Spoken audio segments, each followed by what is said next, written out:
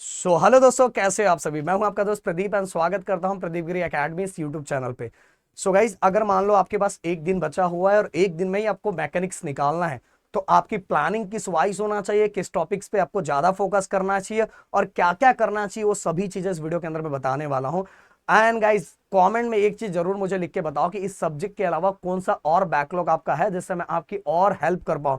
इस वीडियो का target like आपके रिएक्शन के लिए 1000 रखता हूं। और साथ में गाइज, अगर नए हो तो प्लीज चैनल को सब्सक्राइब करके जरूर जाना, क्योंकि दोस्तों आपको पता है कि यही वो चैनल है जो हर चीज के लिए हर टाइम आप लोगों के लिए खड़ा रहा है गाइज।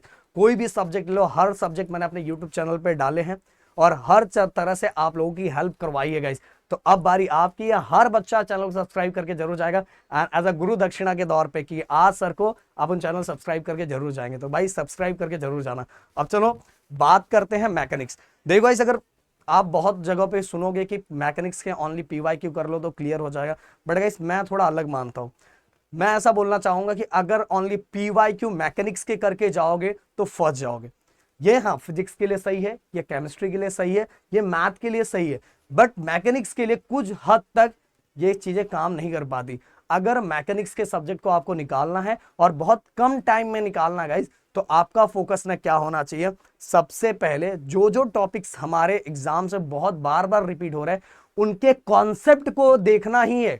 उनके कॉन्सेप्ट को देखना है और कॉन्सेप्ट को देखने के बाद देन पीवाईक्यू करना है। तो गाइज ये सब्जेक्ट आराम से निकाल लोगे, ये सब्जेक्ट बहुत अच्छी तरीके से निकाल लोगे और इसमें कुछ टेंशन भी नहीं होगा। हम गलती क्या करते हैं, हम डायरेक्ट पीवाईक्यू सॉल्व करते हैं और यही हमारी बैंड बच जाती है। और अगर हमें एक दिन के अंदर मैकेनिक्स निकालना है तो गाइज हमारे पास ना हथियार होना जरूरी है। अब युद्ध लड़ने जा रहे हो और आपके पास हथियार नहीं है तो युद्ध में हारने के चांसेस बहुत ज्यादा, जीतने के चांसेस वो आपके लक के ऊपर है गाइज। समझ में आए? तो क्या आप लक के ऊपर लाइफ जीना चाहते हो? आप खुद से भी ट्राई तो करोगे ना यार। तो हथियार होना जरूरी है। मतलब कहने का मतलब यह है कि आपके मैकेनिक सब्जेक्ट को निकालने के लिए आपके पास स्टडी मटेरियल होना बहुत जरूरी है, आपके पास नोट्स होना जरूरी है।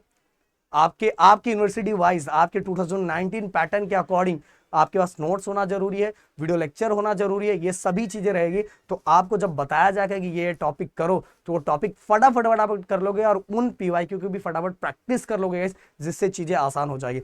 मैं बोलना चाहूंगा हमारे ऐप पे 2019 एसपीपीयू 2019 पैटर्न वाइज हमने चीजों को अपडेट कर दिया है।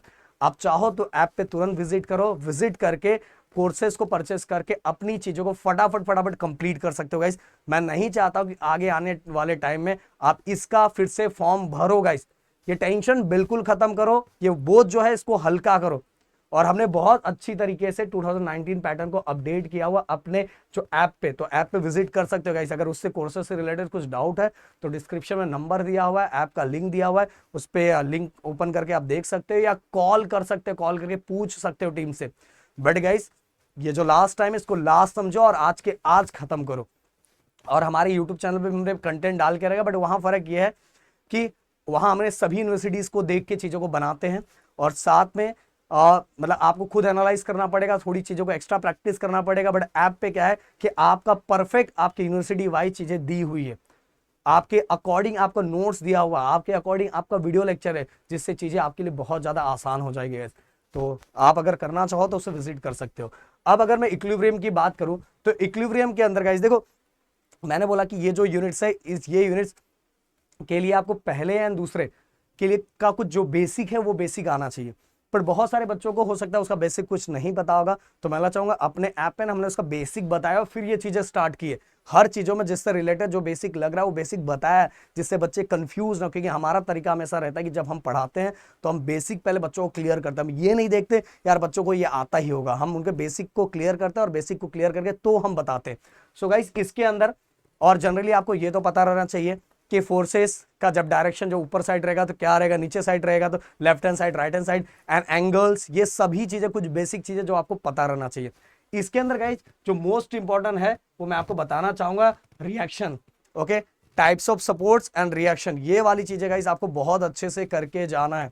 ये बिल्कुल स्किप नहीं करना है गाइस, ये करके तो करके ही जाना है। और इसके अलावा गाइस अगर मैं अगले यूनिट्स की बात करूं तो गाइस ये यूनिट्स हर टॉपिक एक दूसरे से कनेक्टेड है, एक दूसरे से कनेक्टेड है। अगर आपने पहला वाला कर लिया तो गाइस ये भी बहुत आसान से हो जाएगा। कैसे? और इसके अंदर तो हर टॉपिक एक दूसरे से कनेक्टेड है। जैसे अगर मैं बोलूं ये मेथड ऑफ जॉइंट, ये वाला टॉपिक आपने कर लिया।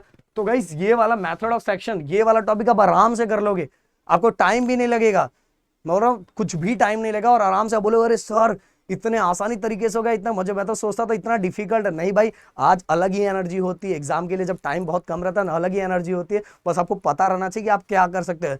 इसके बाद अगर गाइस मैं बोलूंगा तो प्लेन फ्रेम ये वाला क्वेश्चन, और इसके बाद मल्टी फोर्स ये वाला, इससे रिलेटेड आप बोलोगे सर ये तो चारों कंप्लीट हो गया। नहीं गाइस, मैं बताना चाहूंगा इसमें से कोई ना कोई एक स्किप कर सकते हो, एक स्किप कर सकते हो, आपके ऊपर है। बट मैं बोलूंगा कि ये अगर आप बहुत सिंपल है इसका कर लेते हो तो आपका पासिंग जो क्राइटेरिया है ना, थोड़ा उसके नजदीक पहुंच जाओगे guys, उसके नजदीक पहुंच जाओगे, जिससे अगर ये यूनिट के जो मार्क्स है ना, वो पूरे मार्क्स आपके झोली में गिरने के मतलब गिरने के पूरे चांस रहेंगे।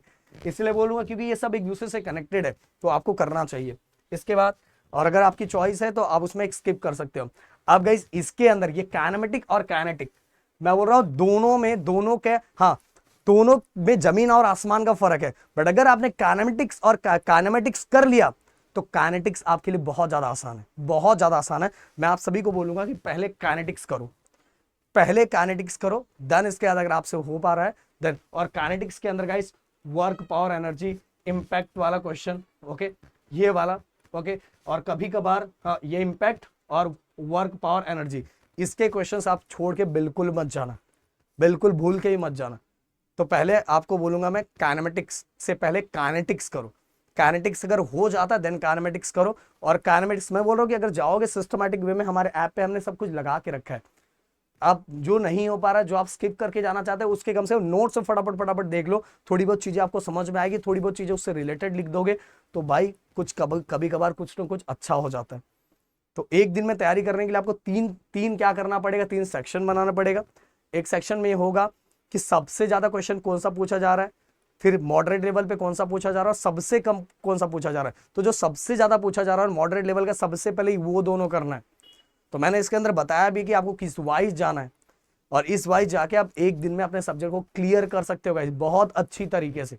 और मैं चाहूंगा कि अब इसके बाद आपके लाइफ में मैकेनिक्स ना आए, और यही आपका भी एम होना चाहिए, और इसी जोश से आज पढ़ना है गाइस। मिलता है नेक्स्ट वीडियो में। Thank you so much guys, जय हिंद एंड जय महाराष्ट्र दोस्तों।